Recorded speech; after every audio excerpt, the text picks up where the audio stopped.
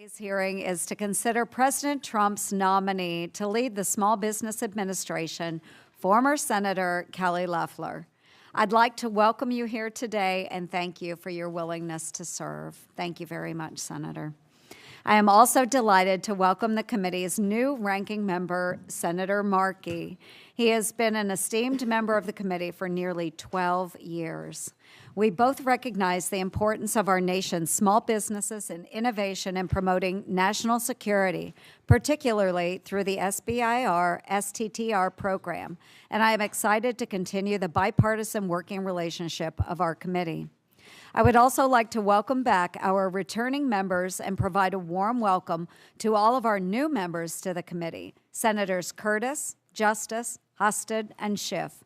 I am looking forward to working with everyone, and I expect a very productive term where we focus on the most pressing issues facing small businesses, including tax and regulatory relief, to ensure our entrepreneurs thrive. Just to give a quick run of show, I'm going to make a brief opening statement, then I'll turn to the ranking member Markey, to do the same. Following that, we have Senator Scott and Senator Britt, who will introduce our nominee. Then we will administer the oath, which is required. After the oath, Senator Loeffler will be recognized for an opening statement, followed by questions from our members, alternating between each side. I now recognize myself for 5 minutes for purposes of an opening statement. Senator Loeffler, as I already said, welcome to the committee and thank you for your willingness to serve in this role. I greatly appreciate the time you've spent meeting with me and my colleagues prior to this hearing. I want to take a minute to recognize some of your family here supporting you today. First, your husband, Jeff. Thank you, Jeff, for being here. Next, your brother, Brian, and his family, who I understand traveled to Washington, D.C. from their farm in Illinois. And also your parents, Don and Linda, who are watching the hearing from their home in Florida today. We appreciate you all making the trip here and tuning in to this important hearing. As a former member of this body, you understand the importance of the Senate's advice and consent process, and I appreciate that you have fully embraced the committee's standard, yet extensive, vetting of your experience and background in advance of today's hearing and our upcoming vote on your confirmation. As a successful businesswoman, it is abundantly clear that you truly understand what it takes to be an entrepreneur. Throughout your distinguished career, you've risen through the ranks at multiple companies due to your determination and grit, and you've started many successful businesses yourself. Most importantly, you understand what it means to be overrun by Washington's bureaucratic overreach, and that government must instead get out of businesses' way so they can thrive. Small businesses and their advocates are excited for your leadership. The committee has received several letters of support for Senator Loeffler's nomination. The mission of the SBA is to aid small businesses to ensure economic prosperity and free competition. Traditionally, SBA administrators' programs and services fall into 3 main buckets. There's counseling, contracting, and access to capital. While SBA once may have been characterized as a smaller agency, COVID small business programs made SBA a household name, as the agency received a whopping $1.1 trillion in taxpayer funding to assist small businesses during the pandemic. With that funding came big responsibilities, and I remain concerned the SBA under the prior administration failed to live up to its mission. I believe substantial reforms must be made to get the SBA back in shape, and that is going to require strong leadership. The Biden administration decided to turn a blind eye to COVID fraud and delinquencies, refusing to properly collect outstanding debt and fraudulent funds, which has huge implications to the taxpayer. Reports have indicated SBA charged off about $18.6 billion worth of idle loans in fiscal year 2024. Not once during the Biden administration was the SBA able to provide an accounting of their loans receivable and loans guarantees, which meant that the Government Accountability Office hasn't been able to even issue a financial audit of the agency since fiscal year 2020. SBA also completely mismanaged and misinformed Congress last year regarding its disaster loan account, resulting in a shortfall lasting 66 days, an unacceptable failure for the disaster victims in North Carolina, South Carolina, Georgia, Virginia, and Florida. I do appreciate that once the account was funded, SBA staff worked around the clock, including over the holidays, to get the money out to disaster victims. But I never want to see that situation unfold again. While SBA is failing, it also appears that its workforce continues to stay at home, while its more than 246,000 square foot Washington, D.C. headquarters sits empty. The GAO found that even if everyone did show up to work in person, the SBA's building space would still only be 67% utilized, which is a complete waste of taxpayer money. That is why I introduced a bill to relocate 30% of the headquarters workforce to the SBA district offices across the country and cut 30% of office space. The SBA has been completely out of touch with the real-world challenges of entrepreneurs, and while the Biden administration simultaneously let SBA employees stay home, they also added positions in Washington, D.C., while stripping offices in Iowa, New Hampshire, Utah, and other states. I would like to work with you, Senator Loeffler, on ways to ensure SBA is effectively utilizing its personnel and ensuring that small businesses in all parts of America are able to access SBA programs if they need them. I've detailed these concerns and others regarding the mess you have to clean up from the Biden administration and potential landmines you will encounter in a letter to President Trump on day one of his new administration. I ask unanimous consent to enter this letter into the record. Without objection, so ordered. In Iowa, Main Street is in trouble, and I hear from my colleagues that this is true in their states across America. Small businesses are the lifeblood of our rural communities, and for too long under the Biden administration, they've been crushed with red tape and woke program requirements, with no one caring about how that affects the day-to-day operations. I see a great opportunity for the Trump administration and you, Kelly, to revitalize small businesses in America. Thank you again for being here, and I look forward to your testimony. I now recognize Ranking Member Markey for his opening statement. Thank you, Madam Chair, and congratulations to you. Welcome to everyone here. I'd like to take a moment to welcome the newest members of the committee. On the majority, it's Senator Curtis and Justice and Husted. Congratulations. And on the minority, Senator Schiff from California. I look forward to working with all of you. Senator Schiff, I extend my sympathies to you and the people of California. It's devastating to see the horrific damage caused by recent fires in your state. We stand with you in these challenging times. But unfortunately, climate disasters like those in California and that damage that was caused by just Hurricane Milton and Hurricane Helene in a 3-week period in September and October of last year, those three storms cost $500 billion worth of damage, much to small business. I mean, that's more than half of the defense budget of the United States. That's the damage caused by 3 storms in a very brief period of time, not counting all the other damage that's caused. And it's only going to get worse and more expensive unless we invest in long-term solutions to keep communities safe. We need to provide resources for small businesses in places such as California and the southeastern states to recover, to adapt, and to innovate. And I was looking forward to this hearing to discuss work together on behalf of America's 34 million small businesses, including more than 722,000 small businesses in Massachusetts. We have 7 million people in Massachusetts and 722,000 small businesses. That's our state's identity. It is small businesses. However, we find ourselves in a new reality, where programs across government can be cut at a moment's notice with a cryptic two-page memo, leaving lawmakers and American families alike scrambling to figure out whether the government is open for business. Can a new business owner looking to open her beauty salon expect to close on an SBA loan and get her money on schedule?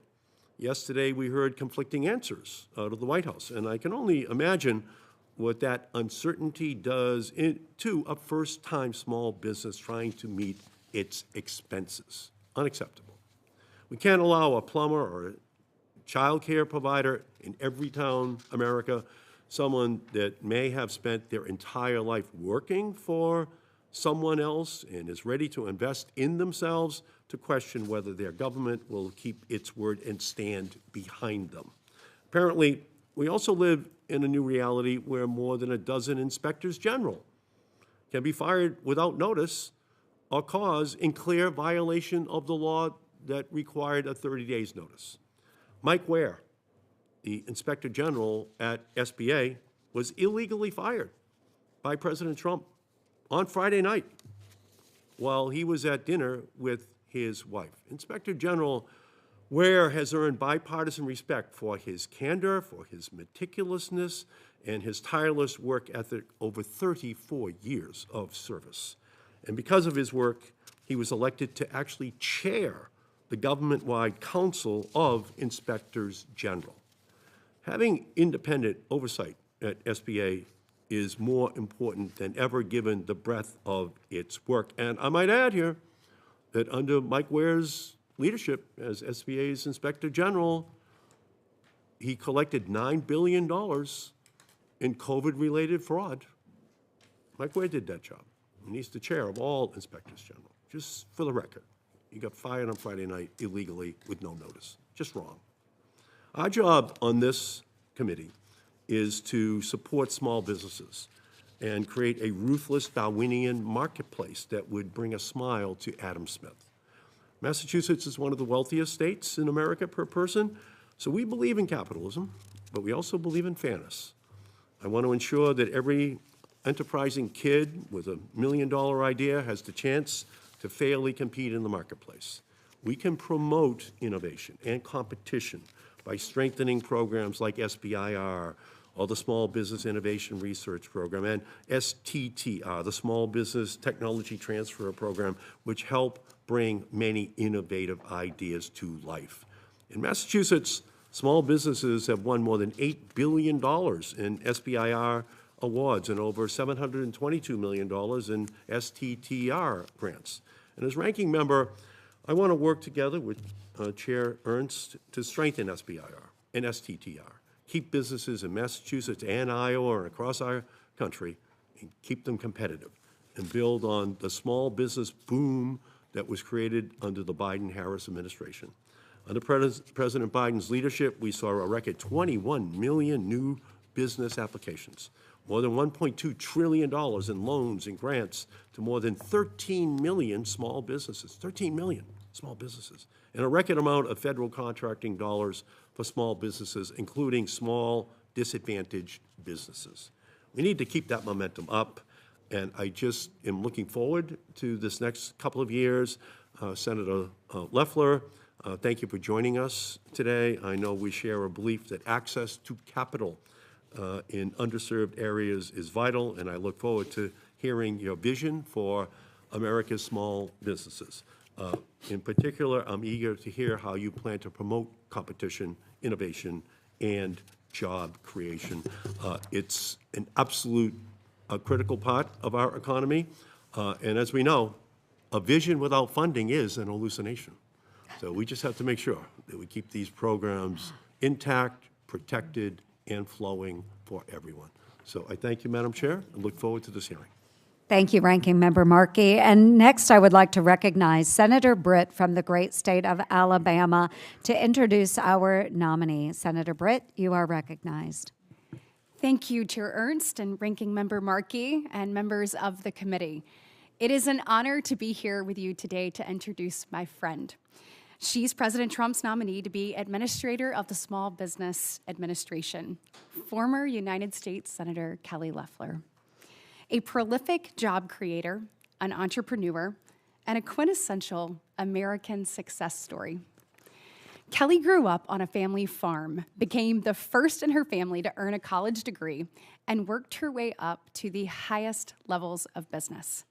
She joined Intercontinental Exchange when it had under 100 employees, and then spent nearly 20 years building it into a global powerhouse and a Fortune 500 company. She went on to found Bakkt, and as its CEO and first employee, she laid the foundation to take the company public in just 3 years. Since leaving the Senate in 2001, she's devoted her time to running a voter registration nonprofit. To me, the most striking and most impressive part of Kelly's story is this. She gave up a successful career in the private sector to serve in the Senate and donated every single paycheck while she was here to charity. And now that she's made the decision to serve the American people once again, when confirmed, if confirmed, which I believe you will be, and strongly, hopefully in a bipartisan fashion, with her signature selflessness, she will once again donate her salary to charity. Kelly is the perfect choice to lead the SBA, and I want you to understand why this matters to me.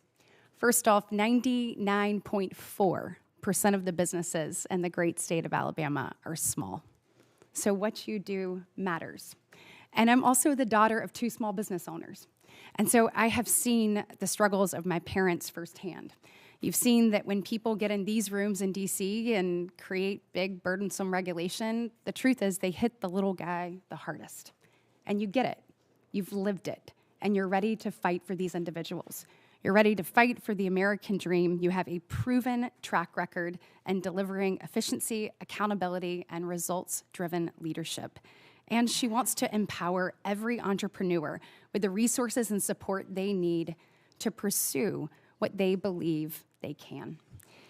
In closing, I'd like to say I have absolute confidence in Kelly's ability to strengthen our main strengths, to figure out how we get capital to underserved communities, to figure out how we rolled back red tape and let people do what they do best, job creators soar and achieve their American dream. Helping our small businesses thrive like never before is what I am confident she will do.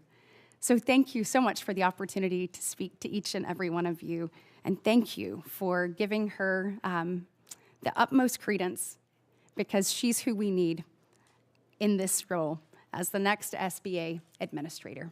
Thank you. Thank you, Senator Britt. And next, we will have Senator Tim Scott here at the dais to introduce the Honorable Kelly Loeffler. Senator Scott, you are recognized. Thank you, Chairwoman Ernst and Ranking Member Markey and members of the committee. It's my honor to be here today to introduce President Trump's nominee to serve as Administrator of the Small Business Administration, my friend Kelly Loeffler from the great state of Georgia.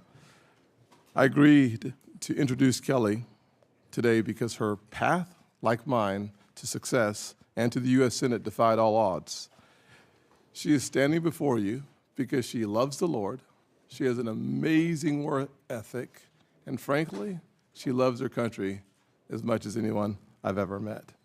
Small business in rural America run through the thread of the Loeffler family. I love the story of her family. She's a 4th-generation farmer. Her grandfather had an 8th grade education, her father a high school education. She worked so hard that literally her hard work and her strong value system made her the first college graduate, and then later she earned her MBA. Her story is frankly a story of remarkable success, and one that we should all be thankful that America continues to create all across the country. And one of the things that we oftentimes think of when we think about success and the American dream is home ownership. For me, the American dream was achieved through small business, so having someone to be the administrator of the SBA who understands and appreciates small business, I have a great passion for people like that. Someone who's not only, you're at the top of the food chain in business, but frankly, I prefer the part of your story that starts with a woman working her way at minimum wage jobs and working your way up that ladder. And we spend so much time talking about the top of the ladder that we forget that most of us have to climb that ladder rung by rung by rung, and you've done a marvelous job of doing that. One of the things I'd like to celebrate about her time in the United States Senate after being appointed in Georgia was that during the pandemic, we worked closely on relief for families and businesses across the South. We fought to improve access to the CARES funds to keep Main Street alive. You and I fought together to stop bad actors from taking advantage of fraudulent loans, and we backed President Trump's efforts to move supply chains from overseas, cut regulations, lower taxes, and empower American entrepreneurs to succeed. By the end of your term, you had passed half a dozen bills into law and delivered $47 billion of relief funds to Georgia, to their employees and to their small businesses. Kelly's career has been nothing short of amazing, proving that the American dream can be achieved through hard work, faith, with the right leaders in place. Kelly Loeffler is the right leader to put in place as the administrator at the SBA. Her proven track record is why we can have great confidence that the SBA will return to the gold standard under your leadership. I'll just stop there with my prepared remarks and simply say that as a small business owner for 15 years, I have great confidence in your ability to do the job. To my fellow members of this committee, I hope that you'll hear her out, but I'm also asking for you to vote for her, because it is time for us to right the ship, to focus on the underserved communities around this country, and to make sure that every single zip code in this nation has strong, powerful small businesses, because without small businesses, we will have high unemployment and low enthusiasm. Thank you for your time. Thank you, Senator Scott, for that kind introduction. Now, I will note that the vote has started, so if we have members further down the dais that would like to go vote now, please do so. Ms. Loeffler, if you would please rise, we'll swear you in. Okay, Ms. Loeffler, raise your right hand. And this is the tradition of the committee to swear in our nominees. So we are swearing in today Kelly Loeffler to be administrator of the SBA. Please answer the following questions. Do you solemnly swear to tell the truth, the whole truth, and nothing but the truth, so help you God? Should you be confirmed as administrator, are you willing to appear and testify before any duly constituted committee of Congress when requested to do so? Okay. Are you willing to provide such information as requested by any such committee? Thank you. You may go ahead and take your seat, Ms. Loeffler, and you are now recognized for 5 minutes to provide your opening statement to the committee. And let me just say it's a distinct honor to be here today. Chair Ernst, Ranking Member Markey, and members of the committee, it's truly an honor to be before you today as President Trump's nominee for the administrator of the Small Business Administration. I'm as humbled to be here today as I was serving alongside many of you in the U.S. Senate, and I've appreciated the opportunity to meet with you, nearly every member of this distinguished committee, in recent weeks. I'm especially grateful to President Trump for entrusting me with the privilege and responsibility of serving America's 34 million small businesses. There is no stronger advocate for these job creators than our president, and I share his commitment. If confirmed, I will work tirelessly with him to make small business great again. I want to thank my incredible husband, Jeff, my wonderful family and friends who have joined us here today, and in person and via broadcast. Most importantly, I give all thanks and glory to God. As someone who has spent my life working in small businesses, starting them, growing them, and helping them succeed, I know that small business is big business for America. They comprise 99% of all businesses. They create 2 out of every 3 new jobs and employ nearly half of the private sector workforce. They are the opportunity and innovation engines that drive prosperity and growth, and they power the American economy as much as they power the American dream. In his first term, President Trump made historic strides to empower job creators and job seekers alike, driving small business formation, a blue-collar boom. And through historic tax cuts, trade deals, and deregulation, his agenda created 7 million new jobs, delivered historically low poverty, and record employment for minority communities. His first-term accomplishments were so great that following the 2024 election, small business optimism recorded its largest jump since 1980. That was more than 2 months before he even took office. Small business is in my DNA. 4th generation on our family's farm in Illinois. My wonderful parents, Don and Linda, didn't have degrees, but they had faith and grit. They worked relentlessly to sustain our farm and small trucking company, risking everything to provide for us while navigating volatile commodity markets and complex regulations, and facing countless day-to-day challenges. It's where my Midwestern work ethic was ingrained, working in our soybean fields and waiting tables at local restaurants, preparing me for a lifetime of growing and starting businesses. I became the first in my family to graduate college, later earned my MBA, and became the only CFA ever to serve in Congress. Since then, I helped grow a startup into a Fortune 500 company. For 10 years, I co-owned a WNBA team. I later launched a financial tech company as the founding CEO and first employee. I recall managing budgets in Excel spreadsheets, hiring my first team member, and working with regulators as much as I recall ringing the bell when 2 of those companies went public. In the Senate, I strongly supported President Trump's historic agenda and pandemic response. Having spent years as a small business owner, I made it my mission to serve as their voice. I spent much of 2020 delivering relief, traveling the state of Georgia, and meeting with Main Street entrepreneurs like Eric and Rachel from Dockside Seafood in Savannah. They were struggling to navigate the PPP program. The loan that we helped them get didn't just save the restaurant, it saved the jobs of 35 Georgians. And I'm so proud to say that they're still in business today. Now, no matter the business, the challenges are consistent. From managing inflation and capital to hiring a skilled workforce and weathering uncertainty.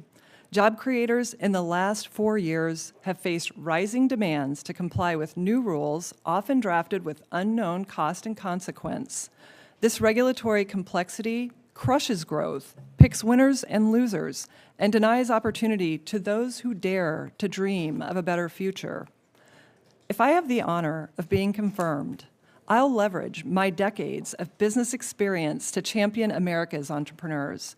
We'll cut red tape and modernize this agency while restoring the accountability and transparency that taxpayers deserve.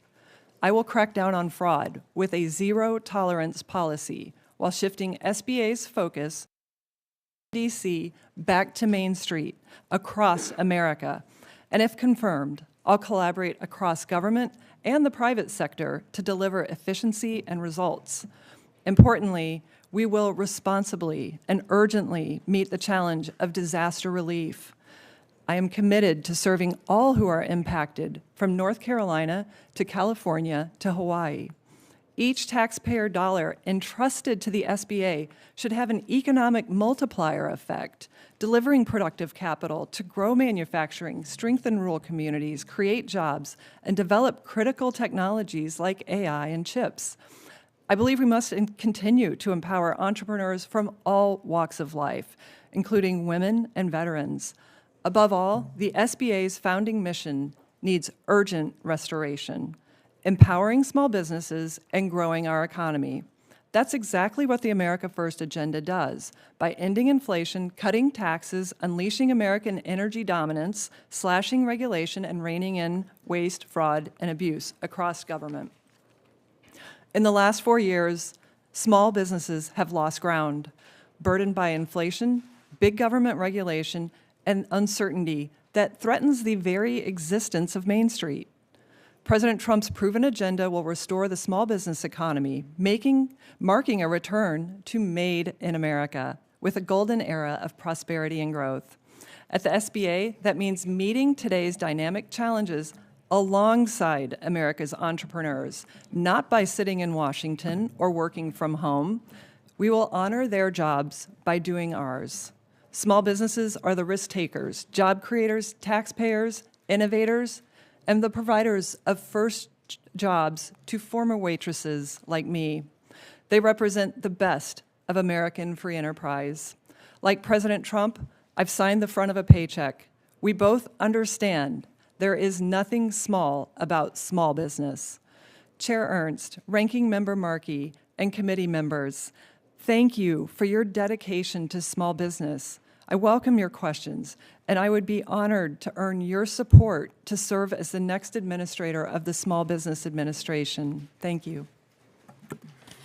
Thank you, Senator Loeffler, for your testimony. Before we move to questions, the committee has received several letters of support for Senator Loeffler's nomination, and I ask unanimous consent to enter into the record letters of support from the following organizations: America's Small Business Development Centers, Independent Community Bankers of America, Independent Women's Forum, Job Creators Network, National Association of Development Companies, National Retail Federation, Small Business Investor Alliance, Small Business and Entrepreneurship Council, National Association of Government Guaranteed Lenders, International Franchise Association, National Restaurant Association, Georgia Public Policy Foundation, Governor of Georgia, Brian Kemp, Association of Women's Business Centers, Economic and Community Development Institute, U.S. Black Chambers Incorporated, and the National Small Business Association.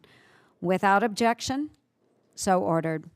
So at this time, we will go ahead and move on to questions. So I now recognize myself for 5 minutes of questions. Senator Loeffler, in our conversation, you made it clear that given your time in the Senate, you understand the role of Congress. You denoted, given your business experiences, you'd view us as your board and the taxpayers as your shareholders, with responsibilities to all of us to ensure the SBA moves forward in the right direction. Unfortunately, the Biden administration did not share this view. I repeatedly requested information, and those requests were ignored or fumbled. Can you commit to provide this committee with the documents and information it requests in a timely manner? Absolutely, Chair Ernst. I look forward to a collaborative and responsive relationship. Yes, and I think that is essential to a good partnership between Congress, the Small Business Administration, and our constituencies. That's who we serve. So thank you for that. Last year, SBA failed to alert or provide the committee with information before the agency ran out of funding for its disaster assistance program. Can you commit to more transparent, timely, and forthright dialogue between the SBA and this committee should you become administrator? Absolutely, Chair Ernst. This should never happen. It will not, and we have all the controls. Thank you. I'd like to move on to your goals and vision for the agency. Now, we know that it's extremely important to me that we right-size the SBA and get it on a clear course to deliver its mission. Within your first 100 days as administrator, what would be your primary goals and objectives to get the SBA back on track? Thank you for the question, Chair Ernst, and I too enjoyed the time that we were able to spend together with you and your staff. I think your leadership of this committee is critical, and I appreciate the work that you've done to date. I look forward to working with this entire committee toward the aims of restoring the Small Business Committee, the Small Business Administration, to serving small businesses and supporting economic growth in this country. That's our North Star. In order to do that, we must have accountability at this agency. It's in dire need of restoration, and that starts with shoring up the financial situation. The fact that this agency has not been able to pass an audit for 4 years is a disgrace. We must make sure that we are accountable to taxpayers, that our programs are solvent and working toward the aims of serving small businesses. So obviously, we're going to get our financial house in order and do it quickly. And we're going to do that in addition to making sure the programs are working for small businesses and taxpayers. We know that the core 7A program, loan program, is in need of oversight in terms of understanding the rising delinquencies and defaults. We will take a hard look at that. We will make sure that the disaster funds are resourced and accounted for, and that there are no more situations where Americans in a crisis are faced with months of not having disaster relief. And then finally, we are certainly going to get this agency back to work. I am grateful for President Trump's rapid action through his executive order to return to work. We're going to make sure that we have people at work committed to the success of small businesses, that have a heart for small business, but also have that sense of accountability to taxpayers. Thank you so much for that. And as you talk about the audit, we know that we need transparency within the Small Business Administration, and hearing that is music to my ears. I began my elected career representing the taxpayers of Montgomery County as their county auditor. And I'm just excited to know that you will follow through on that commitment. As you know, I also serve as the chair of the Senate DOJ caucus, and we have a public mandate and a very rare opportunity to expose and roll back boondoggles. SBA is not immune to this, which provides us an extraordinary opportunity to streamline and disrupt the bureaucracies and their status quo. Will you commit to examining programs to root out fraudulent actors? This is critical because we're over 4 years past COVID. The last administration took a pass on rooting out fraud in these programs. I appreciate your work and your legislation continuing COVID collections to make sure that we go after those that want to defraud the government. We, as I said, we will have a zero tolerance policy toward fraud, but also toward waste and abuse. And we will root that out within the agency and those that seek to exploit the programs. Very good. Thank you very much, Senator Loeffler. At this time, I will turn the gavel over to Senator Curtis while I go vote, and I will recognize Senator Markey, Ranking Member Markey, for your questions. Thank you, Madam Chair, very much. On Monday night, President Trump's budget office issued a memo that directed agencies to cut off all federal spending outside of payments to individuals. The Trump administration issued this order even though this spending was authorized and appropriated by Congress and intended to benefit the American people. So my first question is very straightforward. Do you believe that this action by the President to cut off federal funding authorized and appropriated by Congress was lawful? Senator, I disagree with the premise of your question because the money was certainly, with regard to the agency's discretionary in many cases, but I fully agree with President Trump's decision to stop wasteful spending. It resulted in a landslide victory that many Americans were waiting for relief against excessive government spending that has skyrocketed inflation in this country. He froze all programs. He did not freeze programs that had waste, fraud, and abuse. He froze all programs. Do you think that's lawful, that he can freeze all programs? With all due respect, I completely disagree. Not all programs were frozen at all. He specifically, in the OMB, called out programs related to illegal DEI programs and programs that effectively linked to the Green New Deal that picks winners and losers. And so I think Americans breathed a sigh of relief when they saw that the waste, fraud, and abuse is going to get out of this government. It's going to No, wait a minute. No. On the next day, OMB did put out a statement saying funds for small businesses are not subject to the order. So he did not single out of these programs initially. They were under this cloud of freezing all programs that had to be clarified. And that's good for small businesses. but only for now. This uncertainty, the cloud which was placed over the head of small businesses across the country, that could return at any moment. It's just a dangerous precedent that the president set. So, Senator, if I could add, there was no pause in the individual assistance. I hope that that you would hold President Trump to upholding the law. And if President Trump asked you to do anything illegal or unconstitutional in your role as SBA administrator, would you say no? Ranking Member Markey, the president is not going to ask me to do that. I'm not going to create a hypothetical situation here. I will faithfully uphold the law, and President Trump is fighting for Americans. The president to get has back. already acted illegally twice in the last 5 days. He fired the respectfully inspector. disagree. He fired the inspectors general. That was illegal under the law. No. He froze all funding on Monday night. That was also against the law. So it's not as though he won't ask you to do something illegal, unconstitutional. He's been doing it all week, and this is the first week.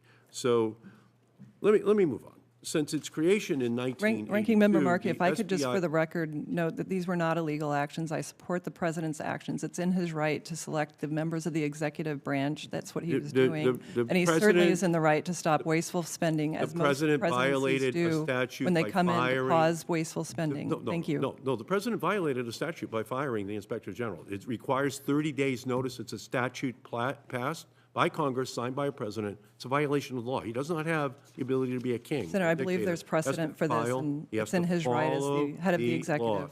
Now, let me move on to SBIR, which has had staggering success across the country, and especially in Massachusetts.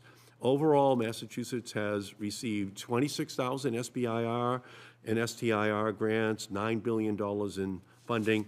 And I strongly believe in these programs and their potential for just supercharging our economy, as those programs have in Massachusetts and states all across the country. And when I met with you, you mentioned that SBIR awards should be awarded on a merit basis. And I agree wholeheartedly that merit drives innovation.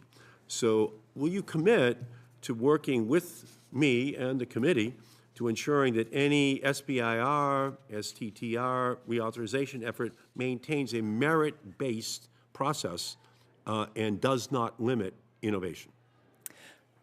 Absolutely, Ranking Member Markey. If I have the honor of being confirmed, I will look forward to working with you, and I know we have a lot of common ground in support of small businesses, particularly the SBIR. And for those watching, it's the Small Business Innovation Research Program that allows the United States to be at the forefront of technological, biomedical, and other types of national security related technology, research, and innovation that is so important to this country. Thank you. Okay, thank you. Thank you, Mr. Chairman. I now yield 5 minutes to myself. And I'm so pleased, Senator, to have you with us, and we'll call you Senator, at least for now. When you came into my office, I really appreciated the connection we made about small businesses in our own lives and in your families' lives. And like many of the members here, we can all identify with the statistics in our state. I don't think they're very different in mine. It's 99% a small business. Over half of all the employees in the state are small business. And it's such an important part of our economy, yet they often lack resources and don't have some of the advantages of larger businesses. And one of the things we discussed when you were in my office is how to best hook up the resources of your administration with those small businesses in our state. You were generous, I think, if I remember correctly, to offer to come out to our state. And I'm getting a nod of the head, so I'm going to take a yes for that. And I think as part of that, not just you coming out, but helping educate my small businesses about what's available to them and how they can access those. So we'll look forward to your visit. Thank you, Senator. I'm very excited about visiting Utah. I'm excited to have you in the Senate and appreciated meeting with you and your staff in the basement office. I used to have a basement office. It's a great way to start. It is, like a small business. That's right. It's a small business. I think we talked about, I had a small business before I came here. My father was a small business owner. My grandfather was a small business owner. My daughters and children have small businesses. And one of the things that I don't think America realizes is that most of these small businesses struggle just to keep the lights on, right? It's hard, paycheck to paycheck. They don't have a lot of money to do a lot of things that other people do. Part of that is they don't have the money for lawyers and attorneys to deal with the excessive regulations that sometimes we can put on them here from Washington, D.C. And as a result, I believe regulations are disproportionately hard on small businesses. So share with me for a minute what you can do to lighten this burden, and how do we make sure here in Washington that we're not the biggest problem with small businesses? Senator, thank you for recognizing that vital issue to America's 34 million small businesses, many who have fewer than 9 employees. And, you know, in answering your question, I'd like to speak to small businesses and saying, you have someone that, if confirmed, will understand what it's like to have a small business, to worry about meeting payroll, let alone paying the bills for the small business, particularly with the setbacks that small businesses have had in the last 4 years, losing about 10% on the top line revenue while seeing their costs increase by 20% due to inflation.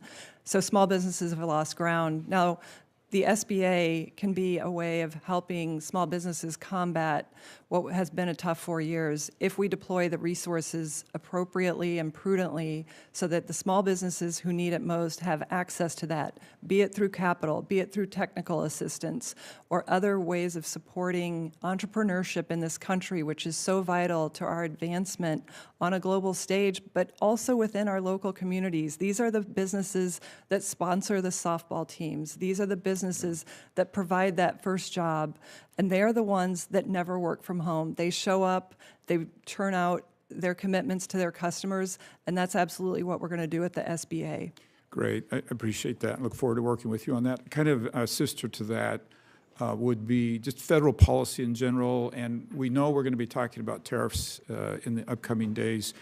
Once again, these are disproportionately hard on small businesses, and we had this conversation in my office too. Would love to invite you to work with the administration and the Senate as we move into a world where tariffs are a real reality, to figure out how to help small businesses accommodate better to those tariffs. Things like a different runway timeframes in when those hit the small businesses. Can you just comment on how we can deal with our small businesses and what might be one of their most difficult challenges? Thank you, Senator. If I have the honor of being confirmed, I will be a voice for small business. But let me assure you, there is no bigger small business champion than President Trump. He will make sure that small business has a voice at the table. But I also think it's important that we look at the data and not the hyperbole that happens sometimes in the media. President Trump was successful in implementing tariffs in his first term, but also successful at keeping inflation right around that 2% mark, which is really, you know, some facts that the media always overlooks. So you have my commitment that small businesses will be considered in all the decisions we make, and that's something that I know firsthand from President Trump. He is their biggest advocate. I think I should yield my time. And thank you, Senator Curtis, for manning the chair. I now recognize Senator Hirono. Oh. Thank you, Madam Chair. Mrs. Loeffler, welcome. As part of my responsibility as a member of this committee, as well as all the other committees on which I sit, I ask the following 2 initial questions of all nominees who come before any of my committees. So I'll ask you, since you became a legal adult, have you ever made unwanted requests for sexual favors or committed any verbal or physical harassment or assault of a sexual nature? No, Senator. Have you ever faced discipline or entered into a settlement relating to this kind of conduct? No, Senator. During the pandemic, you opposed Planned Parenthood health centers receiving PPP loans for ideological reasons, even though, like other nonprofits, they were eligible for loans, as later determined by SBA's own Inspector General. Last week, the president fired the IG without proper notice as required by law. And it's clear that President Trump believes he can do whatever he wants. As the administrator, should you be confirmed, would you commit to implementing SBA programs in a fair and impartial manner? Senator Hirono, let me first say I hoped that we could be able to meet. I requested several meetings. I keep the people of Maui in my prayers. I know that they're still struggling through the disaster that occurred about 18 months ago, and I hope that we can work together. But let me correct, with all due respect, the premise of both premises of your question. I objected to the Planned Parenthood receipt of COVID relief loans because they did not fit the parameters of the Actually, Ms. program Loeffler, because of the affiliation You do know requirements. that the IG said, took a contrary position. So all I'm asking is whether you can be fair and impartial in being the administrator of SBA, a very important position, as you say. There are so many small businesses throughout our country. So just a simple affirmation that you can do so is what I'm asking. Senator, I will faithfully uphold all of the laws and ethics rules. Well, the thing is that, as I mentioned with President Trump, the laws that he likes are the ones he likes, and then the ones he doesn't like, he considers them to be illegal, but I will move on. As a senator, you co-sponsored the resolution recognizing Ryan Sicknick, the U.S. Capitol Police officer who was brutally attacked during the January 6th insurrection and who later died. As a result, last week the president issued blanket pardons for the January 6th insurrectionists, including those responsible for attacking Officer Sicknick. Do you agree with the president's decision to pardon these violent offenders? Yes or no?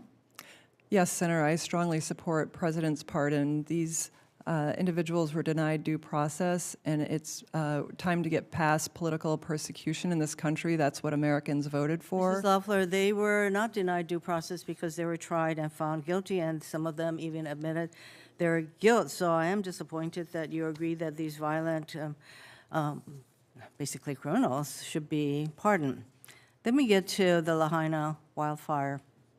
In 2023, Lahaina experienced wildfires that devastated the entire community, including schools, homes, businesses, and more. Key to that recovery, their recovery, has been what I've described as the federal family of agencies, which of course includes FEMA and SBA. Last week, the president proposed eliminating FEMA, and he said, quote, "Let the states take care of the tornadoes and the hurricanes and all of the other things that happen," end quote. So I have seen the devastation in Lahaina and the role FEMA and SBA played in the recovery. The SBA itself provided hundreds of millions of dollars in loans to help Lahaina recover. It would be a huge mistake to eliminate SBA's role in disaster response and relief and have states fend for themselves. Do you agree with the president's recent comments that states should be left to fend for themselves during and after natural disasters? That's another yes or no question. Senator, I disagree with the premise. The president strongly supports disaster relief. He was on the ground just last week in North Carolina. Well, unfortunately, and California. he also said And I also that mentioned states- Hawaii in my opening remarks, that we do support the continued relief there. So you support the continuing involvement of the SBA in recovery? Yeah, and the president's been clear that Thank you. individual assistance will not be paused. I'm glad you do, and that you support the continuing role, important role of SBA. You know, when you were running for U.S. Senate, time flies. Yes, the senator's So, time I- has expired. I think, are you having a second round? We can do a second round, yes, Senator If not, Hirono. I'll certainly submit questions for the record. Thank you. Thank you, Senator Hirono. Next, I will recognize Senator Budd for 5 minutes of questions. Thank the chair. Senator Loeffler, congratulations on your nomination. Thanks to your family and your friends for being here and for leaving your role in private work twice to serve our country. So thank you for what you're willing to do. Your state and my state and several others have gone through quite a lot since late September with Hurricane Helene. In the moments where I wasn't in Western North Carolina myself, I was able to see, was able to look up and see a television, it was you standing there, I believe it was in Valdosta, with President Trump, committing that if he were reelected, he would support. He's lived up to that. He's been back to Western North Carolina. I believe he's our rebuilder in chief. So one of the things that we saw was that the SBA under President Biden, it failed to notify Congress in a timely manner about the depletion of the Disaster Relief Fund and didn't fulfill their reporting requirements along the way. So if confirmed, how would you ensure timely and accurate reporting to Congress regarding disaster loan account balances and funding needs, and how would you address the transparency failures that we saw during the Biden administration? Thank you for this important question, Senator, and let me assure you my prayers are with the people of Western North Carolina. I know the President was there recently and is truly the rebuilder in chief, as are many private enterprises in your own state, Samaritan's Purse, and I thank them for their dedication across the Southeast, and my prayers are with the people of Georgia and all impacted. But let me say what happened on October 15th when Congress was shocked by the news that despite assurances 2 days earlier, the disaster relief funding had run out. Now, in business, this would never be tolerated, and we see examples of this everywhere within this agency that I know we're all trying to get our arms around and make a quick correction on. You have my commitment that we will ensure that disaster relief funding is there for hardworking Americans when they need it. And I look forward to your feedback on how the response has been so that we can strengthen the program and having the transparency so that this committee is routinely apprised of the status of the agency across all vectors that we're serving the American people on. Thank you for that. So the SBA disaster loan program, you know, it's critical in supporting small businesses, as you mentioned in a few of your earlier remarks, and also being there to help communities during crises. But we have recent disasters like Hawaii, or for us, Helene, that really revealed a lot of real shortcomings in the SBA's management and oversight of its disaster loan portfolio. So these have led to funding shortfalls, lack of transparency, administrative inefficiency, that really hindered a timely disaster response and recovery. The people of Western North Carolina, I know of North Georgia as well, they felt these failures firsthand when they needed assistance most. Instead, they were left waiting due to the SBA's mismanagement during a time of dire need. So, Senator, will you commit to working with my office and this committee to address these shortcomings and ensure that the SBA is fully prepared to respond effectively to the needs of businesses in North Georgia, Western North Carolina, and the other states that are in need from disasters? Absolutely, Senator, you have my commitment. Thank you. Senator, the numbers paint a troubling picture for small businesses. You know, there was a survey in from 2023 to 2024. It was the Intuit QuickBooks Small Business Index, and it says that small businesses' employment declined over 51,000 jobs. And it also said that revenue fell on average for those businesses about $12,000. That's a lot for a small business. So, and that's also the steepest year-over-year decline since the Obama administration of 2015. That same time, the 2024 Goldman Sachs 10,000 Small Business Voices survey revealed that 77% of small businesses are deeply concerned about their ability to access the capital that they need to operate reliably. So as you know, small businesses, it makes up the bulk of our economy. I think President Trump has said small business is big business. Mm-hmm. So, and this level of decline is, I would imagine you would think as well, it's unacceptable. So under your and President Trump's leadership, how can we expect to see a new golden age for our small businesses? Absolutely. Thank you for that question, because President Trump is restoring the golden era for all Americans by strengthening our economy, making our country more safe and secure, and ensuring wasteful taxpayer spending is not driving up inflation. Inflation is the #1 problem, not only facing families, but small businesses. They're looking at 20% higher costs on at least 10% lower revenues. That's an unsustainable situation for our employers who are putting it all on the line. And small businesses have my commitment that I will have their back. Thank you, Senator Budd. I now recognize Senator Schiff for 5 minutes of questions. Thank you, Madam Chair.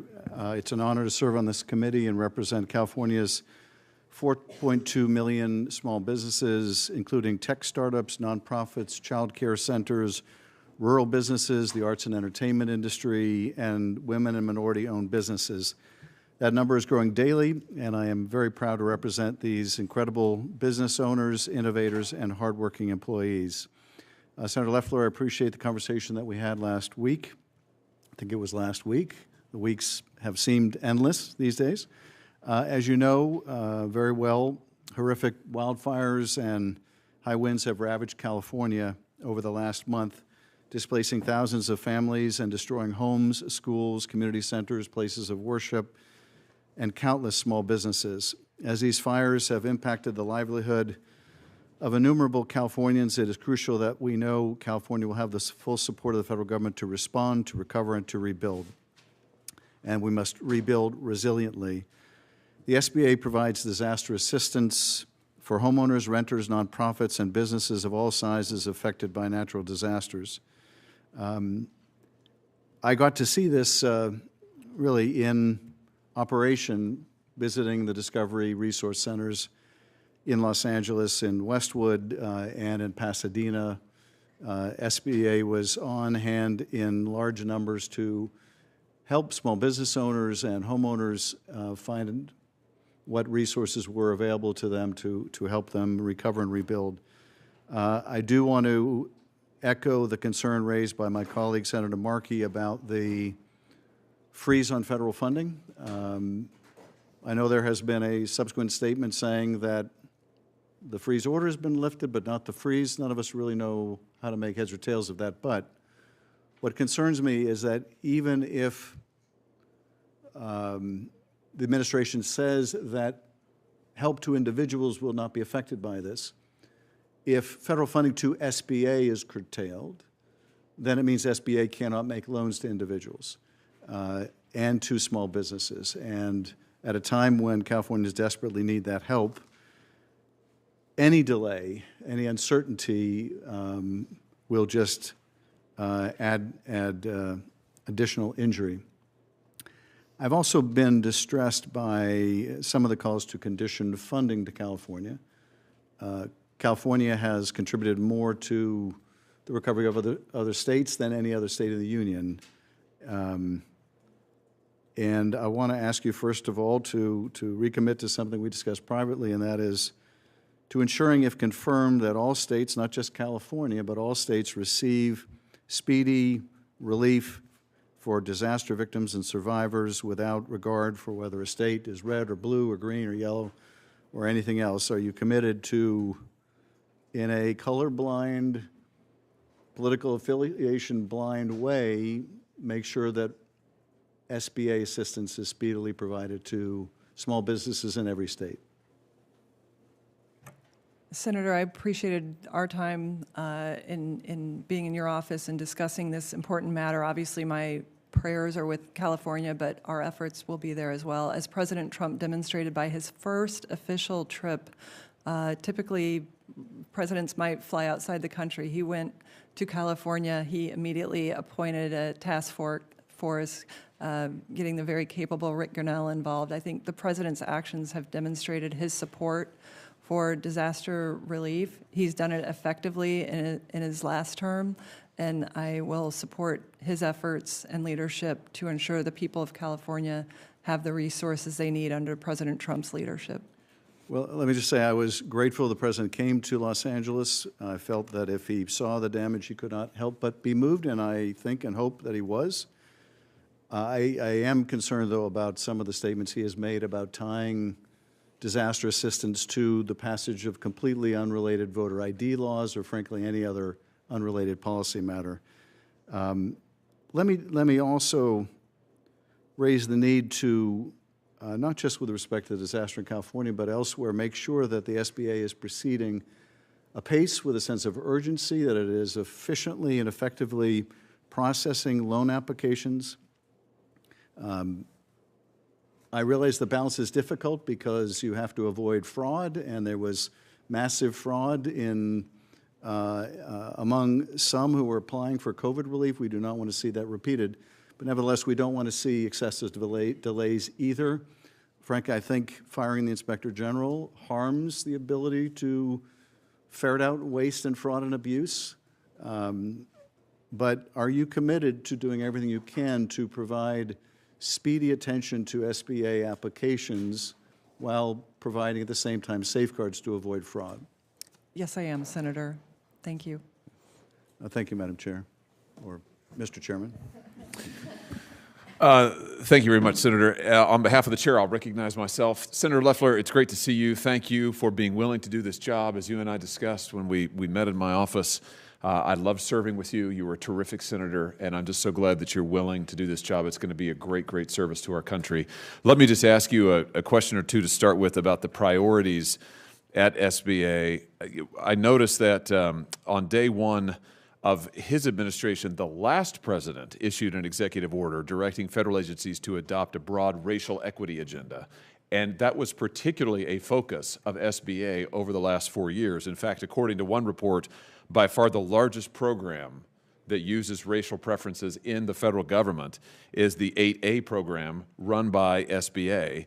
To be eligible for it, companies had to show various racial and other characteristics in order to access funding. A federal court in Tennessee ruled it unconstitutional. Another federal court struck down a similar requirement, also administered by SBA, the Restaurant Revitalization Fund. Here's my question to you. President Trump has now, thankfully, with his own executive order, said we're going to put a stop to these DEI programs. How do you see implementing that at SBA, and will you get SBA refocused on actually helping small businesses, no matter who the owner is, no matter where they are? There'll be no tipping of the scales in order to fit some bureaucrat's agenda. We're going to help those in need, get them stood up. We're going to execute on the mission of SBA. Tell us what you'll do about that. Senator, thank you. Thank you, and I appreciate the time we spent in your office discussing these matters. Importantly, President Trump's EO overturns a divisive and illegal DEI program that was spread throughout the government, and particularly within the SBA. This will allow us to reduce the burdens on small business for costly implementation of needless programs.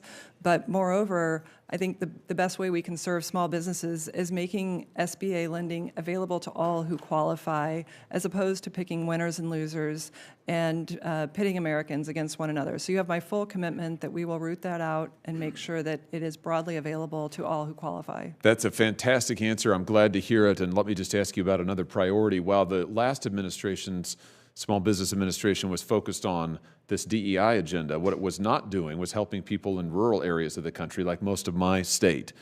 In FY24, just to take one example, SBA made 103,000 loans. Only 12,000 of those went to rural businesses. That's just over 12%. Of SBA's $56 billion in capital last fiscal year, only $6 billion went to rural businesses. That's just 11%. There, you want to talk about inequity. There's an imbalance between urban and rural. And listen, we've got urban centers in my state as well. I'm all for small businesses in urban centers getting what they qualify for. But would you agree with me that our small businesses in rural America are extremely important? They are often the lifeblood of our communities, like the small town where I grew up, 4,000 people, relies on small businesses. What will you do to make sure that small business in rural America is a priority, that they're getting access to the funds that they qualify for, and we're doing everything we can to help these small businesses revitalize these communities? Well, Senator, not only do I agree with you, I've lived it. I was raised in a family of fourth-generation small business.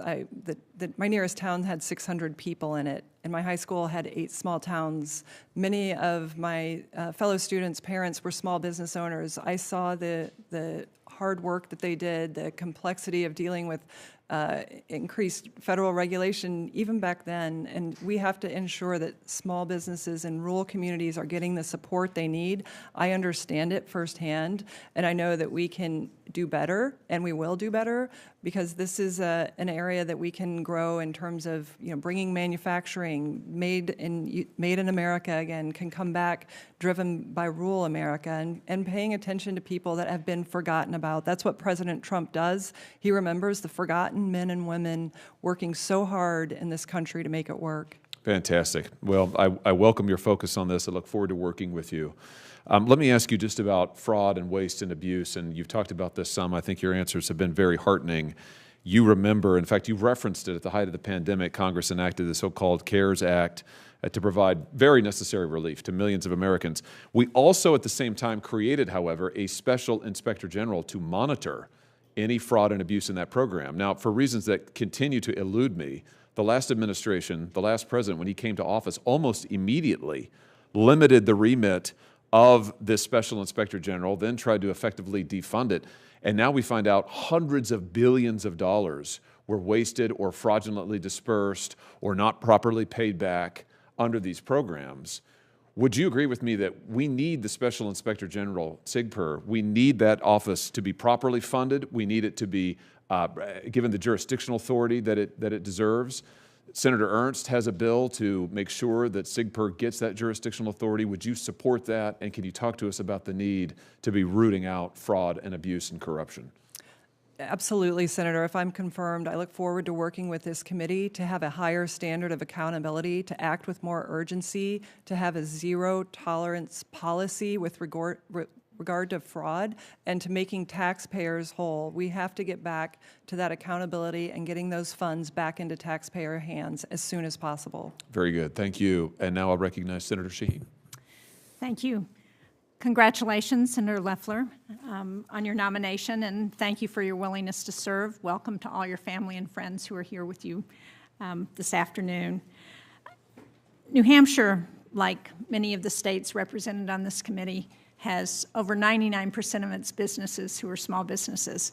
I certainly agree with the fact that small businesses are the lifeblood of this country. 2/3 of jobs are created from small businesses. My favorite statistic about our small businesses is that they create 16 times more patents than large businesses. So it's critical that we provide assistance to ensure that they thrive. Now, I heard from one of our businesses in New Hampshire yesterday that sells agricultural equipment to universities, and they help research feed efficiency to help farmers. He was worried that the halt to funding this week, so the order that freezes spending, caused him to worry about his businesses. So what would you say to that business owner so that they're reassured that their orders are going to continue? Senator, I appreciate the chance to meet with you in your office and with your staff and your leadership in this committee as well. Certainly, the facts are that no individual assistance was or is part of that pause. What the president is rightfully doing is fulfilling his commitment that overwhelmingly Americans agree with, which is to root out waste, fraud, and abuse in spending programs. And it's not uncommon for presidents to come in and put a pause on agency discretionary funds that could be contributing to the problems we have with debt, with inflation, and there's no bigger champion of small businesses than President Trump. He's told me personally that small business is big business, and he gets it. So small businesses can be assured that they will have a champion in me as well. Having been raised in a small family business, I know the risks that small business operators bear every day, and we will ensure that they have a voice in this administration, and they do. Well, I certainly agree that it's reasonable to review how programs are working, and that we all should be in favor of getting rid of waste, fraud, and abuse. That doesn't help anybody. I think what's unprecedented about the current situation is the uncertainty that it creates for so many of the people who benefit from those programs, and the fact that it's so broad and far-reaching. I enjoyed the opportunity to meet with you, and thank you for coming in and talking. One of the things that we discussed was the importance of our field offices within the SBA, and I was pleased that Chair Ernst mentioned the importance of ensuring that we keep people in the field offices and not reduce those staff members, because that's where so much of the help for our small businesses comes from. So can you reassure us that you will focus to make sure that the district offices have the support they need and are able to staff up in the way that helps our small businesses? Absolutely, Senator. If confirmed, I can assure you we will put an emphasis on the field. And we have in the SBA 10 regional offices and then 68 field district offices.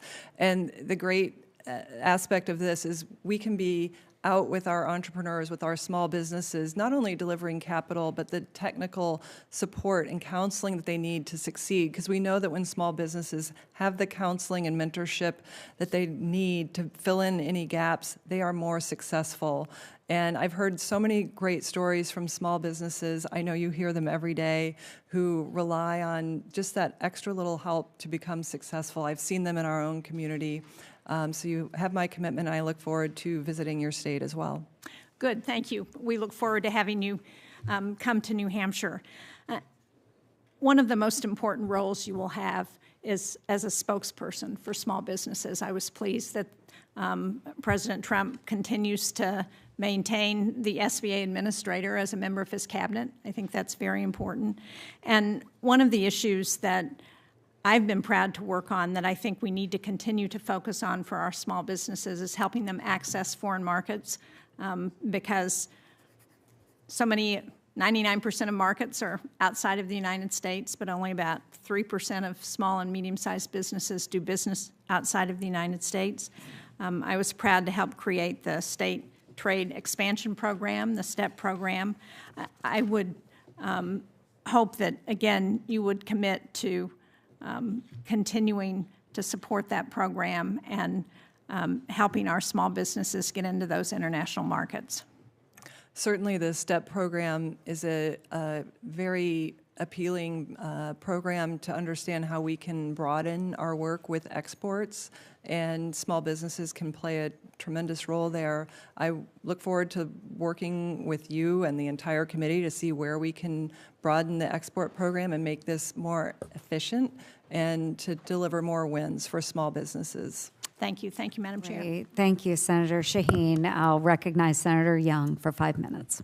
Thank you, Madam Chair. Welcome, Senator Loeffler. It's great to see you here today, and congrats once again on this nomination. It's good to see your husband, Jeff, a Hoosier, fellow Midwesterner, behind you as well. When my father heard not only that I was elected to the United States Senate, but that I was going to sit on the Small Business Committee in the U.S. Senate, I can't tell you how excited he was. He perhaps perceived this to be known as the most powerful committee in the U.S. Senate. It's not always known for that, but it was the most important committee to my dad because when my dad was getting started in the business, he relied on SBA support, loans in particular, to help him grow his business. And for him, this was the most important committee. And there's a certain wisdom to that as you travel around, as we travel around our various states. We see that most jobs these days are actually created, not by large enterprises, because those come and those go. They're great for ribbon cutting sometimes, but it's usually the smaller enterprises. And to the extent we can optimize our policies so that more people will start these small businesses and they grow into larger businesses, that's kind of the key to economic development. So really important post you're going to be occupying here. If confirmed, how are you going to work to keep our small businesses competitive today and resilient tomorrow? Kind of an open-ended question. Thank you, Senator, and I agree with your dad. I think I couldn't be more humbled by this awesome responsibility for small businesses that power our local communities, that do create 2 out of every 3 new jobs in America. That's incredibly powerful. So, I think there's a number of things we can do to make small business more competitive. First of all, respecting that small business is about free enterprise and it's not about the government. So we have to look at ourselves and say, what are we doing within this agency to make it harder for small businesses to access capital, to access perhaps government contracting or counseling. Are we there for them? A big part of that is getting everyone back in the office, off the golf course, into the office, being aligned with our small businesses where they are on Main Street and not K Street. So my focus is certainly going to be on the field activity, making sure everyone in the agency is accountable, and making sure the programs actually work for small business. We'll be doing a deep dive. I think directionally, you're absolutely on the right course, and that's the most important thing at this point. Do you have specific ideas about how SBA might be modernized and improved under your leadership? Well, certainly I don't want to get ahead of myself. If I have the honor of being confirmed, I would look at a broad range of efficiency, both cost and technological efficiencies that could be gained. I'll be looking at organizational design. I'll be looking at skill sets and training that might be needed to deliver our services to increase our response times to small businesses. And we'll be driven, metrics driven. We'll have goals, and we'll be reporting that out to this committee. Well, I think there are members of this committee, count me in, who want to help you and the rest of the administration be successful as it relates to small businesses and the Small Business Administration. One of the things that you might consider doing is prioritizing an incentive for new businesses and small businesses to adopt the latest technologies. I just had a great exchange with Howard Lutnick, Secretary of Commerce nominee, and we emphasized the importance of digital trade, which he strongly supports, unlike, unfortunately, the previous administration, but I think that's encouraging. But related to the Small Business Administration, I found that many Hoosier small businesses rely on digital tools, but the law doesn't clearly state if these costs qualify within the 7A loan program. So if someone wants to buy an AI technology, for example, it's unclear if the law will include that. So I've introduced legislation along with Senators Rosen and Budd and Shaheen, the Small Business Technological Advancement Act, that would clarify and promote the purchase of digital tools for small businesses. If confirmed, would you be willing to work with me on this topic? Senator Young, absolutely, if confirmed, I would be. AI is at the forefront of both, as President Trump said, a wake-up call to American innovation, but potentially as tools for automating small businesses, making them more efficient, and whether it's things like co-pilots or agents, I would support looking at that as a solution. Well, thank you, and I will be submitting a question for the record on another important topic I know to you and our small businesses about how you intend to address bolstering SBA's cybersecurity infrastructure. Thanks so much. Very good. Thank you, Senator Young. Senator Coons. Thank you, Chair Ernst. Thank you, Senator. Great to be with you. And thank you to your family and those who are here to support you. As I hope you know, your predecessor in this position in the previous two administrations, I've had a particularly strong working relationship with. SBA Administrator McMahon came to visit Delaware several times. We worked well together. I would agree. My dad said the same thing, to Senator Young's comment. My dad started and ran a small manufacturing business, and he thought this was the most exciting committee I could possibly on. And it has been, in the past, a very productive committee. My hope is that we will get back to churning out legislation that works with you, that we will appropriately authorize and appropriate funds, review funds and programs.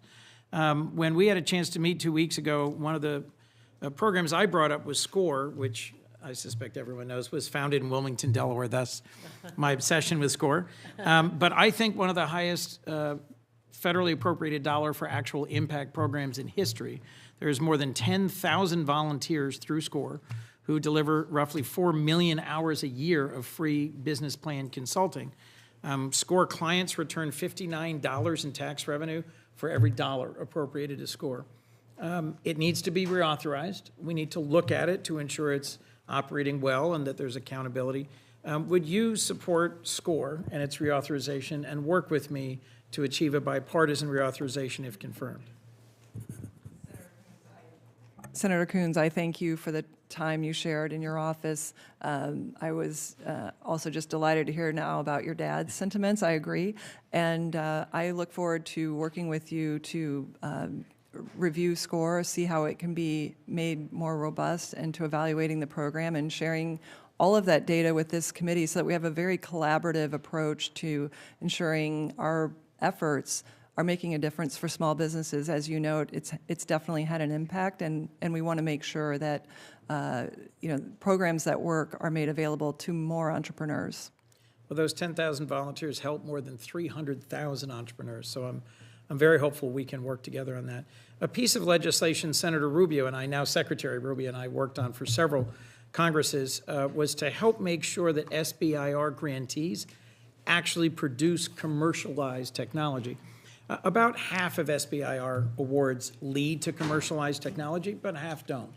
And this would specifically authorize some of the pre-market scale-up costs through SBIR. It's called the Ramp for Innovators Act. The SBA plays a critical role in coordinating SBIR activities across the whole government. I'd be interested in what your priorities would be for SBIR as a program, and whether you would help work with us on reauthorization and ensuring that it doesn't just fund endless research, but actually funds the leap to the marketplace.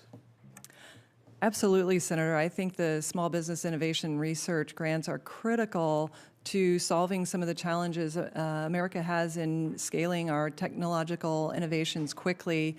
The program gives more dry powder and runway to these important technological breakthroughs, whether in the area of bioscience, technology, AI, drones, mission-critical things to our national defense that would not be possible without the support of research institutions. So I look forward to collaborating with this entire committee on the reauthorization and reviewing the program for where it can be strengthened to produce more efficient results, and to highlighting some of the wins to ensure that these are wins that generate a powerful return on taxpayer investments. Another concern I've expressed in previous Congresses is the amount of federal contracting money that's going to small businesses. Small businesses continue to get a robust piece of the total federal pie. I think it's 28%, which exceeds the target, but it's for a smaller and smaller number of larger and larger small business firms. I'd also be interested in working with you to make sure that we actually are contracting federally as broadly as possible to as many small businesses as possible. I think, as literally every colleague has referenced, 98% of the businesses in my state, even in the state of Delaware, which has a whole lot of incorporation, are small businesses. Would you work with me to make sure that we achieve those goals in terms of small business contracting? Absolutely, Senator. If confirmed, I would like to work with you on that. I do agree that this program is vital for small businesses to have an awareness of and to have access to the program. If the programs become too complex that only a select few can find their way in, that voids the program's foundational beginnings. So I would look forward to working with the entire committee to ensure small businesses have an additional path to success. And I also wanted to acknowledge Administrator McMahon and her great work, and I hope that we can have the same constructive, collaborative, great relationship working for small businesses. Thank you. I look forward to it. Thank you, Senator. Thank you, Senator Coons. Senator Husted. Thank you, Chair Ernst, and Ranking Member and my fellow colleagues. Great to join you on the Small Business Committee. And Senator Loeffler, congratulations on your nomination, and look forward to supporting you when your nomination comes to the Senate floor. I know you are entering this job at a difficult time, in the sense that there have been a lot of questions about fraud that occurred and lost money that has occurred during the pandemic. And there will be an expectation of accountability, which there should be for every tax dollar we spend. But at the same time, we know that speed is, time is money in business and small businesses, particularly during a time of natural disaster, or when they're just really trying to be able to make ends meet to keep the business open, and they may need help from the SBA, so that time is also so very important. So just give me some insights into the committee and to how you expect to balance that, accountability and speed. Thank you, Senator, and thank you for making time to meet in your first week here in the Senate. I enjoyed our conversation, and know that small businesses have a champion based on your work in Ohio for them. you ask a critically important question about accountability of these programs. Americans are expecting them to be there when they need them. When they're not, it creates yet another layer of uncertainty at a time of devastation, or at least uncertainty if you're forming a small business. So certainly what we need to do is have a review of these programs, what's working, what's not working, and make sure that it's data-driven, that we look holistically across the 7A program, the disaster relief program, and understanding what went wrong, what are the parameters of the program, where have we gone outside the parameters and why, and what work we might do with Congress to strengthen these programs so that they're accessible. Obviously, Chair Ernst has pointed out rising delinquencies in the 7A loan program, rising delayed payments, or, early defaults.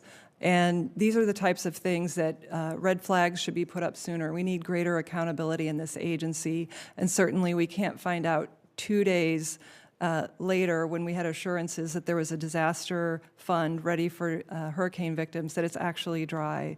That's an abuse of taxpayer dollars and of the program, and we need to get to the bottom of it. So you have my assurance that, if confirmed, we will work closely to be a steward of taxpayer dollars, be accountable to this committee. And I know President Trump strongly supports the small business community having the resources they need in an efficient manner that respects taxpayer dollars. Because let's face it, the 7A loan program, the bread and butter loans that small businesses use to start, is meant to operate at a zero subsidy, meaning taxpayers do not fund these programs. They should pay for themselves when they operate appropriately. And they generally do that, but we're in a position right now, as this year starts, that may not happen, so we need to investigate that. Great. One more thought. One of the things that I always talk to my team about is customer service. How do we serve people well? And are we listening to our customer, and then what are they telling us, and then how are we turning that information back to into change, enhancements, things like that we can do. So I'm interested in your thoughts on how you intend to do that, and then encourage you to let us know what you learn so that we can be better in what we do and how we serve those same customers. This is an area that I really look forward to getting into.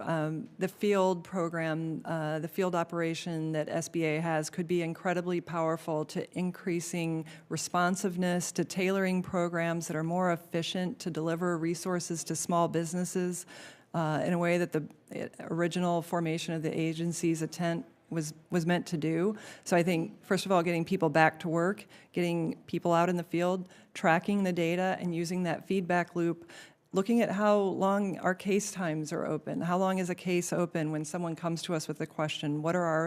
How long do they have to wait on the phone for someone to answer it? When you're a small business person, you don't have any extra time. And I think what small businesses want to know is that there are people at this agency that understand the challenges and the complexities that they already deal with, and this agency doesn't need to be one of them. So we want to be part of the solution, not the problem. Great. Thank you. Wonderful. Thank you, and welcome to the committee. Senator Rosen, 5 minutes, please. Well, thank you, Chair Ernst, Ranking Member Markey, for holding this hearing, and Senator Loeffler. When you came to the Senate, your office was across of mine from Russell, and appreciate your service to the nation. You know how this place works and your willingness to serve again. And I, too, have had a great relationship with all the past administrators under both administrations, because small business matters, and I look forward to having the same ones with you. And our discussions, we talked about the challenges and the resources, and just being able to get to the people who need it and help them do what is their dream or their idea. Really important. So Chair Ernst and I have had, we've had a bill out there for a while. I'm going to talk about a little bit, we talked about it a little bit too. It's on child care, because child care is so important, and the rising cost of child care, severe shortage of affordable options. They're really financially squeezing not just Nevada families, I would say families all over this country, urban and rural, and lack of access to child care. It's really a problem for small business and parents alike, and it creates barriers for people who want to start or even grow their business, right? And it makes it difficult for small businesses sometimes to retain employees because they struggle to find affordable child care. So this is why we know this crisis demands action, and yesterday we reintroduced our bill again, Chair Ernst and I, the Small Business Child Care Investment Act. Our bipartisan bill will increase the availability of affordable, high-quality child care for working families by allowing nonprofits, your Boys and Girls Clubs, your YMCA, your church, your mosque, your synagogue, whatever that is. I've even talked to senior centers in rural areas. They have a big footprint commercial kitchen. They said, we're a place for the community. We could put up child care, right? And so this program doesn't cost anything. It just lets down the guardrails so that nonprofits have the opportunity to apply for the same resources, and now they can put this affordable child care. They're nonprofit. They don't need to make a profit. And we look forward to getting it over the finish line as quickly as possible. And so can you discuss sometime a little bit how you feel about the child care crisis, how it impacts small business, and are you open to SBA expanding access to resources and loans to nonprofits? Senator, thank you for the question, and appreciated our time together in your office to hear more about Nevadans' needs and how the SBA can be part of it. And I think child care is a relevant issue in every single state across this country. Small businesses, particularly given the need to provide for child care for the owner, like if you're a small business owner or an employee, it cuts across every single person that touches a small business. And I think small businesses can be part of the solution. And I'd love to work with you and Chair Ernst to review this potential solution and to look at other ways that the SBA might support parents and children as they work in small businesses. So I look forward to those conversations and the input of the rest of the committee as well. Thank you. And something we had a great talk about was our veterans and how entrepreneurial they are and how much they take the things that they've learned in the military and they can translate those to things when they come home. And so Nevada, we are home to over 200,000 veterans and over 23,000 veteran-owned small businesses. And despite this, Nevada was without, for the longest time, a dedicated in-state Veterans Business Outreach Center, easier to say VBOC, until 2023, when at my urging, we pushed the administration to have Nevada have its first SBA VBOC, and our veterans, our transitioning service members, they receive that tailored support they need. And like I said, we talked about it with your own dad and how he started his business. It was such a great story. So I appreciate you shared that with me. So in the FY25 budget, SBA requested an increase for veterans outreach, underscoring the importance of VBOCs in helping ease the transition from active duty to civilian life. So under your leadership, what do you see as the future for the Veterans Business Outreach Center and how it helps? Senator, I couldn't agree more. Our veterans need the support of the SBA, and if confirmed, I would love to work with all of you on how do we better support our veterans. As I mentioned, my father learned skills, truck driving skills in the Air National Guard that resulted in our small trucking business. We know that veterans have untapped potential that we can help unleash. I will commit to working with this committee and even across this administration with Secretary Collins to ensure that our veterans have the resources that they so deserve. Thank you. And I'll submit the rest of my questions for the record, but they're mostly on workforce development. We had a good chance to talk about how we train people right where they are to give them the skills they need to stay in their communities and build back those neighborhoods and diners and all of that wherever they are and how important it is. So I look forward to hearing back from you and working with you. Thank you, Senator Rosen. Thank you, Wonderful. Thank you, Senator Rosen. And we will start a second round of questions. I believe Senator Markey, our ranking member, has another question. Thank you. Thank you. And one of the benefits of being chair or ranking member is all the other members leave, and they don't even know that there's a hearing that continues, and we get to ask more questions. Earlier, one of the Republican senators asked you, Senator, about the DEI executive orders and mentioned Section 8A for socially and economically disadvantaged small businesses, that it was deemed unconstitutional. It was not deemed unconstitutional. The application process had to change, and the program continues. So if with that clarification, earlier you said, Senator, that President Trump's executive order overturned DEI SBA programs. And again, 8A for socially and economically disadvantaged small businesses, it's codified. So in your opinion, does an executive order overturn a law that was put on the books by this committee on a bipartisan basis? Ranking Member Markey, thank you for the question. I think the important thing to note here is I support President Trump's executive order overturning DEI programs, but I've also committed to following the law. Okay, I'm sorry, Kim. Yeah, please, no. Yes, I've committed to following the law. We will work with the administration to ensure that all Americans have access to the programs that exist in the Small Business Administration under the law, and we'll continue to keep this committee updated as to any modifications as we go. So do you believe the law does, in fact, an executive order does, in fact, overturn a law passed by the House and Senate and signed by a president? Is that your conclusion, that President Trump is right and that all DEI programs are now removed? Ranking Member Markey, I've committed to you that I will uphold the law in all the programs, and we will communicate any changes to the programs to this committee. You believe that, therefore, that you're authorized to change DEI programs because of an executive order, even though it's statutorily mandated that those programs are on the books? I support President Trump's executive orders, and we will ensure that we follow the law in the administration of this SBA. Okay, well, the Small Business Administration administers a number of programs that aim to level the playing field for entrepreneurs from underserved communities that have faced historical barriers to small business ownership due to discrimination and prejudice. The programs that this committee has put on the books include the service-disabled, veterans-owned small businesses, women's business centers, and 8A business development programs for disadvantage. And these programs and many others like them are codified into statute. And recent actions by President Trump seek to rescind these so-called DEI initiatives, but as administrator, President Trump's executive order would also direct you to terminate diversity, equity, inclusion, and accessibility positions at SBA.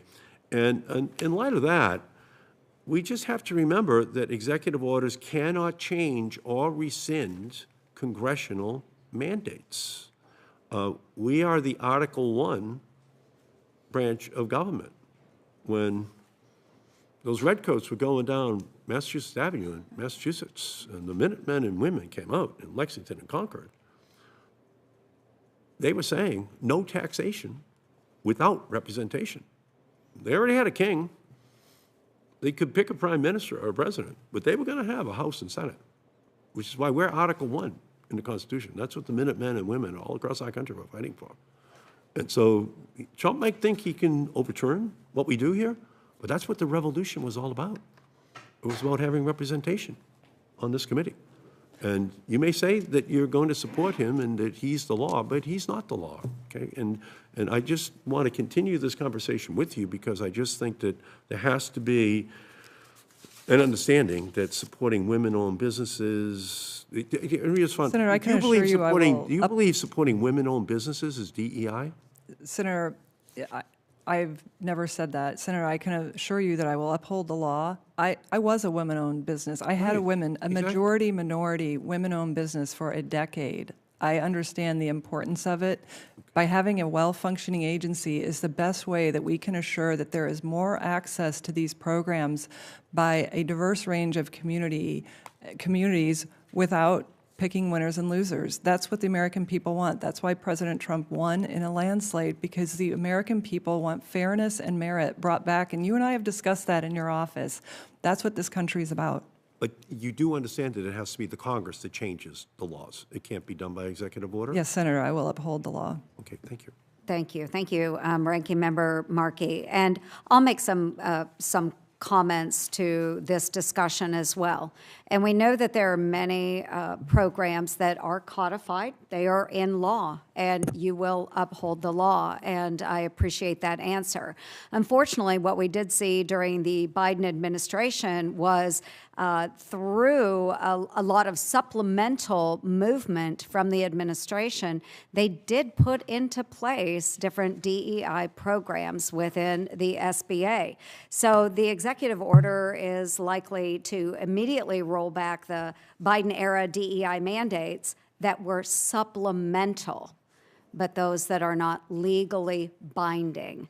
So yes, I anticipate that you will follow the law, Senator Loeffler, should you be confirmed, and you're well on your way. I will assume your confirmation, not you. But again, there are many things that President Biden took within his own action, his own prerogative within the SBA that was not codified nor approved by this committee.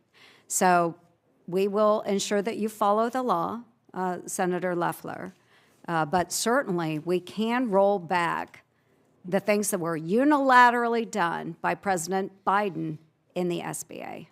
Thank you. And I will recognize Ms. Cantwell, Senator Cantwell, for 5 minutes. Thank you, Chair Ernst, and congratulations on taking over the chairmanship.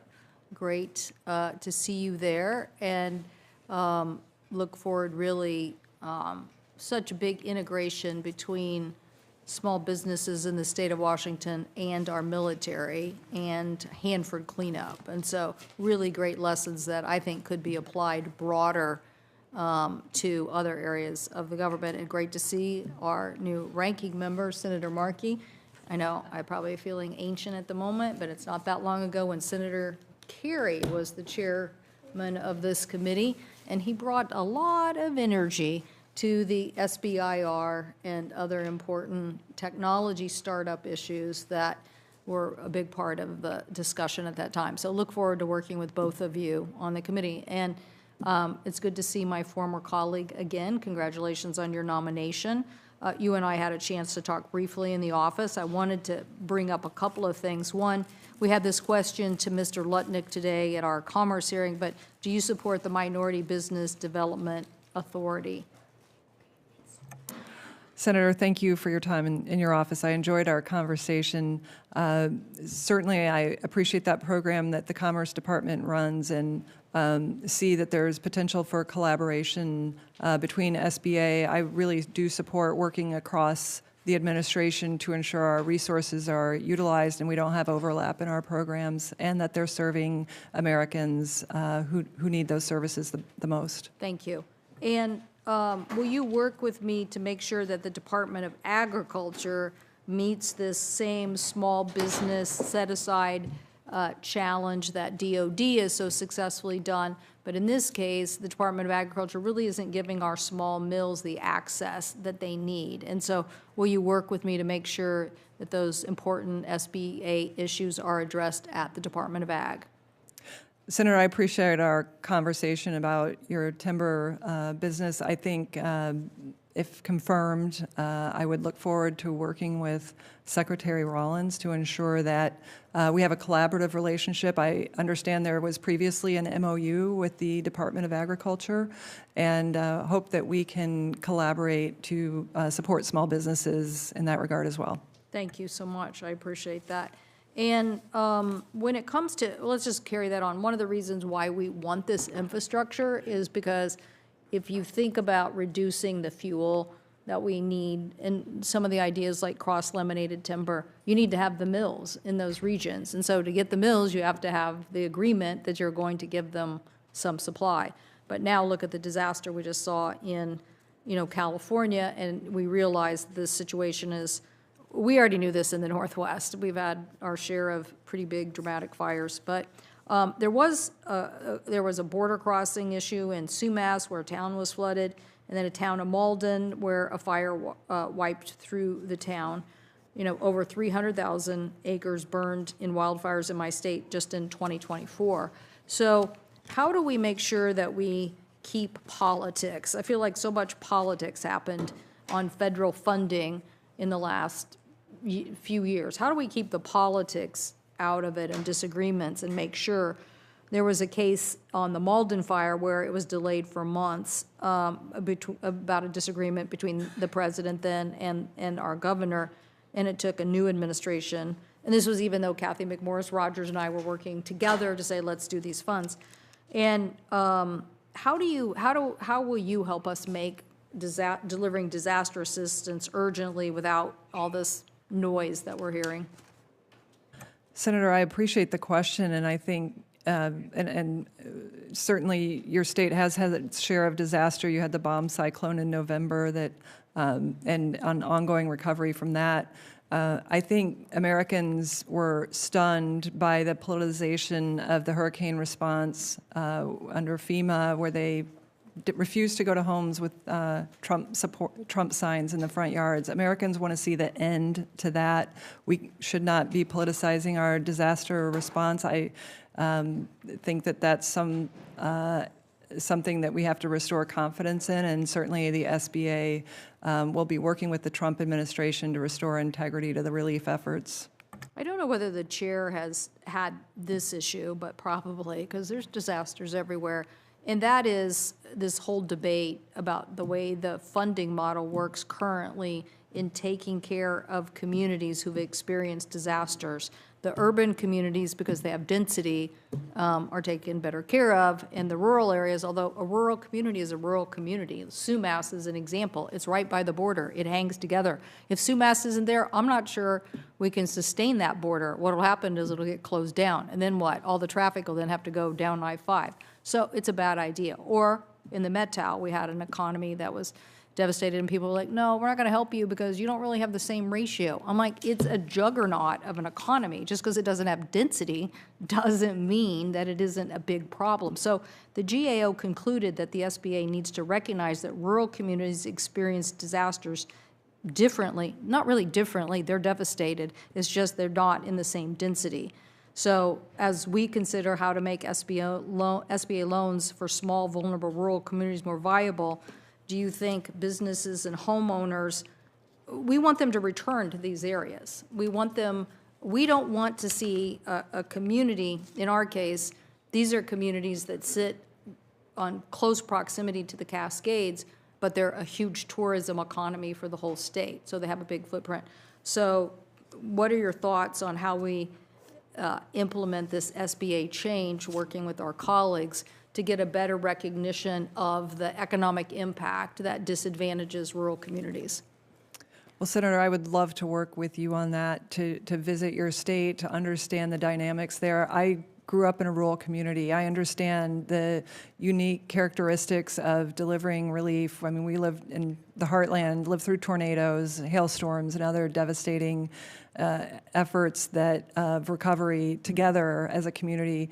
And often the TV cameras weren't there. You're recovering on your own. So how can we better ensure that disaster relief isn't based on, as you mentioned, any politics or media profile, but where the relief is sorely needed to prop up and strengthen the economic stability of that tax base, of the community, the culture, the people, the generations that live there, and the industry that it supports. So I'd love to work with you on that, if confirmed. Thank you. Is that my time expired, Madam Chair? Thank you so much. Sorry to go on, but those are very important issues, and I so appreciate the opportunity to ask them and look forward to working on these with you.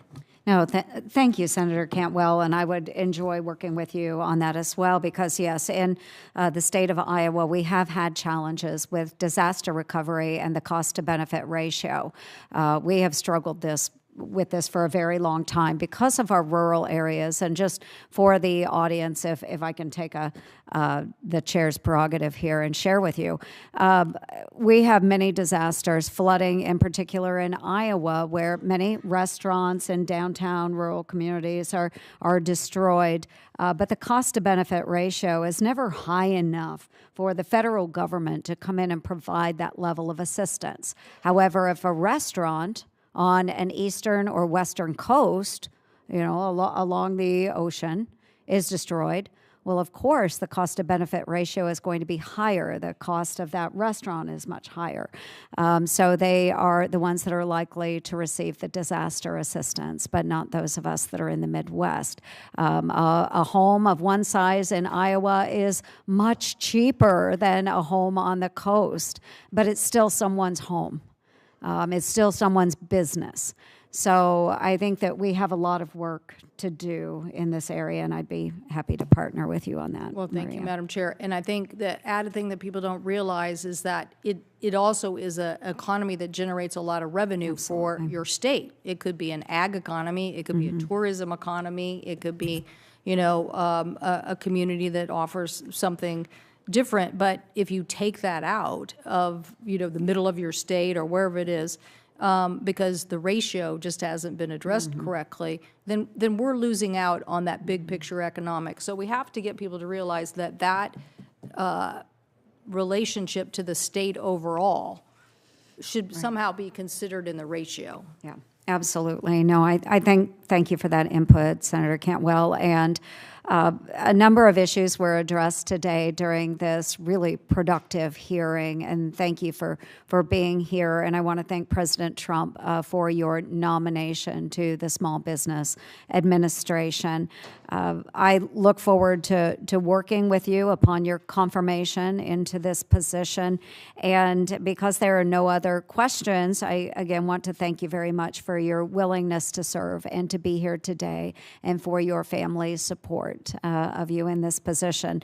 We are going to leave the record open until close of business tomorrow at 5 p.m. Thursday, January 30th, for members to submit questions for the record, and we will keep the record open for 2 weeks to edit statements and submit letters and any other relevant materials. Without objection, so ordered. Senator Loeffler, we would appreciate your prompt response to any additional questions that are submitted. With that, the Committee on Small Business and Entrepreneurship stands adjourned.